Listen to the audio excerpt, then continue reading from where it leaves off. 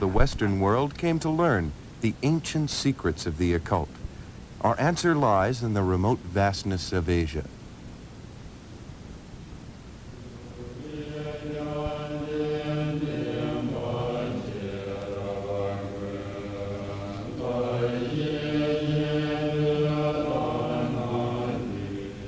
Come with us to Tibet, land of mystic enchantment, where we find a haggard figure entering a strangely peaceful chamber.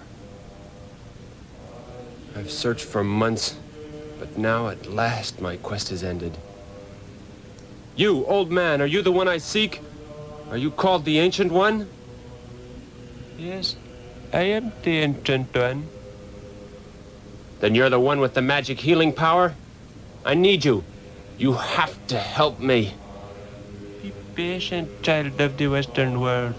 I heal none save those who deserve it. The power of my magic must never be wasted on the undeserving. First, you must prove you are worthy. You can't refuse me. I won't let you. I've traveled too far, waited too long. What? Stop. I will permit no act of violence here.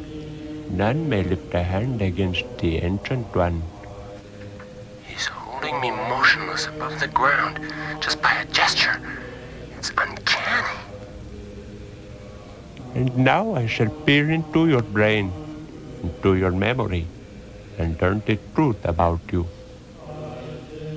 As you in the past, in America, in a hospital, you are wearing the frock of a doctor.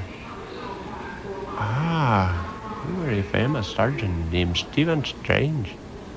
You were proud, haughty, successful. But you cared little for your fellow men. Brilliant operation, Strange. Oh, your patient wants to thank you. I can't be bothered. Just be sure he pays his bill. Money, that was all that interested you. All you cared about. My mother's a cripple these days, and my younger brothers just won't make it if I can't get back on the job. Sorry, if you can't pay my price, I can't help you. Find another doctor. I don't take Medicaid patients. To you, the problems of others meant less than nothing.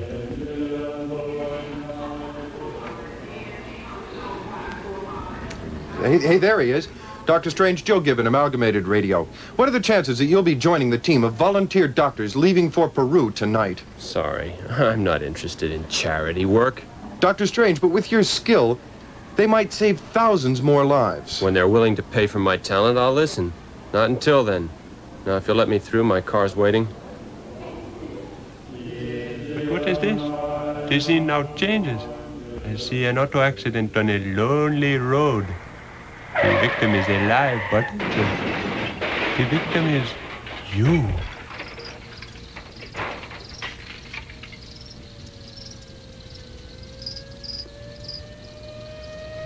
We got here just in time, Joe. Get an ambulance, quick. Car 95, we got a crash here at 61, Highway 61. That's mile 7272. Send an ambulance, please. 10-4. 10-4.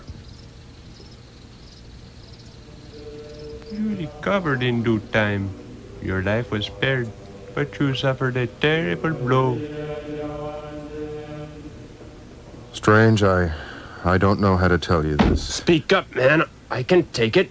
What did the x-rays show? Well, although your hands seem to be all right, the nerves have been severely damaged. You mean? I'm afraid no. so. You'll never be able to operate again. No. No, I don't believe you. You're lying. You must be lying. Stephen, even though you can't operate, you can work as a consultant. Never. Work as my assistant. Stephen Strange assists nobody.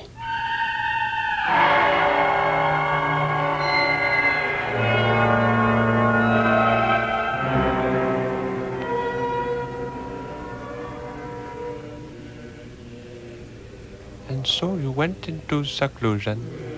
You spent your days brooding as bitterness filled your soul.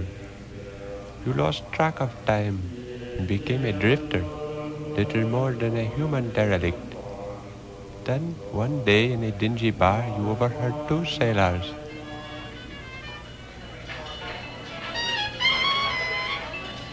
Yeah, I heard of the Ancient One. They say he can cure anything by some magic power.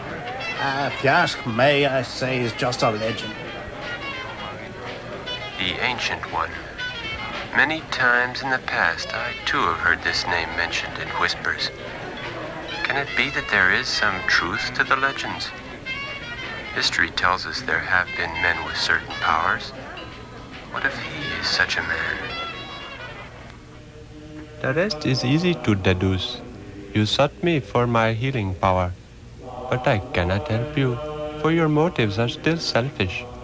And yet, I seem to see a spark within you, a spark of decency, of goodness, which I might be able to fan into a flame. There, I release you from your spell. If you stay here, study with me. Perhaps you will find within yourself the cure you seek. I should have known. It was just a waste of time. You're nothing but an old fraud. Your little parlor tricks don't impress me. I'm leaving. Say, where'd that snow come from? It wasn't there before. I could never make it down the pass now. No, you will have to remain until it thaws. That snow wasn't your doing. Oh, what am I saying? Pretty soon I'll convince myself you do have magic powers. Naturally, man of the Western world, you must not allow yourself to believe in magic. It wouldn't be seemly. And now, inasmuch as you must remain here until the snow thaws, my pupil Mordo will show you to your room.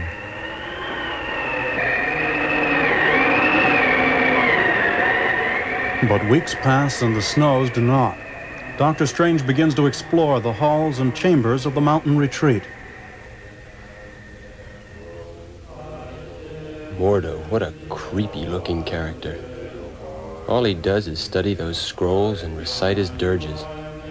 What a waste of time. I should never have come here in the first place.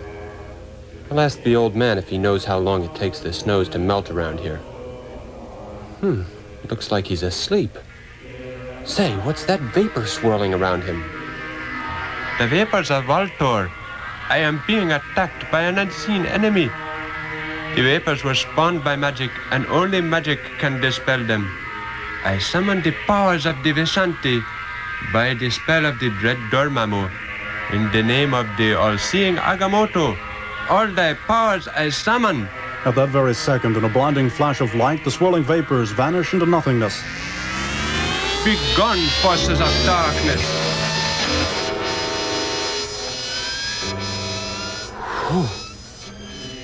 If I hadn't seen it, I'd never believe it. What was that? What did it mean?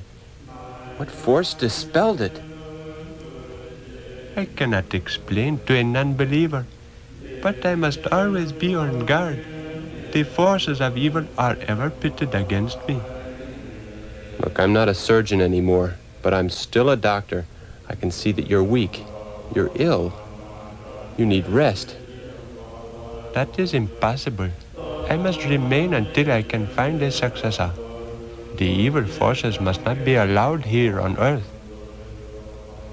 If I stay much longer, I'll end up becoming a believer. I've got to get away before I become a part of this madness. The snows are almost gone. Maybe I'll be able to leave soon. Say, what's Mordo up to now? Dormammu, accept my incense offering. Let the force of your power descend upon my enemy. Let him feel your fatal touch. I beseech you, Dormammu. That doll surrounded by vapor. It looks familiar. Dormammu, do not fail me.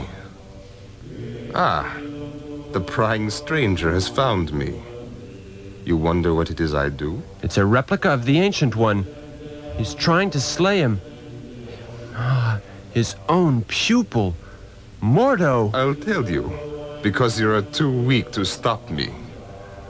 I have learned much more than the Ancient One suspects. And once he is slain, I shall be the only master of magic. You won't get away with it, Mordo. I'll tell him. He'll toss you out. Fool! You think I am helpless? You think you can defeat my plan?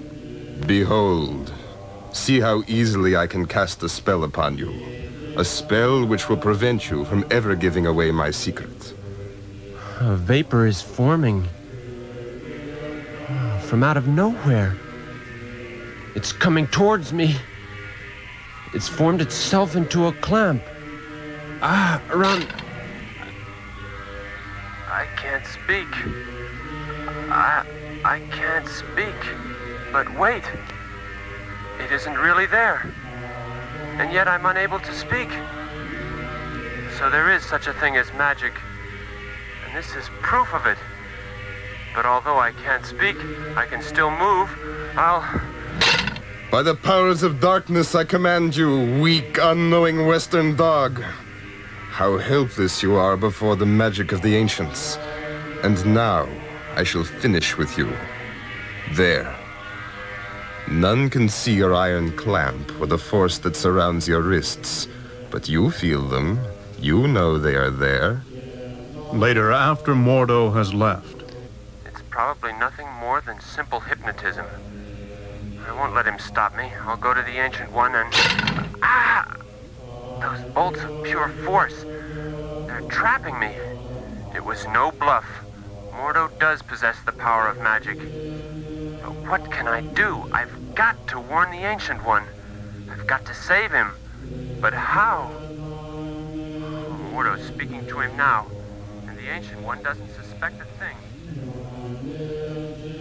You have shown much progress in your studies, my pupil. You have mastered many of the mystic arts. That is good, for I am eager to follow in your honored footsteps. No, I've got to warn him. Listen to me. Who dares intrude? It's you, the witless blunderer from the far western continent. If you have words to utter, speak. He knows I cannot. His spell is stopping me. Send him back to the New World, Ancient One. There is no place for him here. How smug he is. He knows I can't even expose him. Oh, I've never hated anyone so much. And so, alone and helpless, Dr. Stephen Strange stands and broods. At last I see the power of sorcery. I cannot give up. Mordo must never be allowed to defeat the Ancient One. For if he should, what would happen to the world as we know it? I'm only subject to Mordo's spell if I try to warn the Ancient One. Yet I'm able to speak of other matters. So there's still one hope. If I too can learn the secrets of magic, then I can battle Mordo with his own weapons. Ancient One, a favor, please. I wish to accept the terms you offered me some days ago. I wish to study at your feet, to be taught your knowledge, to prove myself worthy of the mystic arts. At last I have reached the real Doctor Strange. I knew there was good within you, if I could but bring it to the surface. I accept you, my child. You shall be my disciple. First, I release you from Mordo's spell. So, now you are free to speak, to act, even as before. You mean you knew of Mordo's spell? Of course, the pupil can have no secret from his master. But although he is evil, I prefer to keep Mordo here, where I can control him, rather than banish him. One day, my son, when I am gone, it will be your task to battle Mordo, to the finish. You have been tested, and you have passed your baptism of fire. But the path ahead of you would be difficult, and fraught with danger. Do you still wish to continue? Yes, Ancient One. I do wish to continue.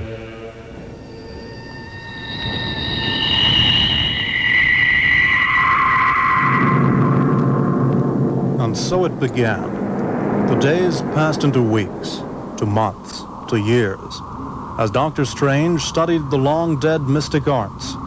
Slowly he changed. Slowly his life took on a new, deeper meaning. Slowly he prepared himself for the epic battles ahead, the battles which could only be won by Dr. Strange.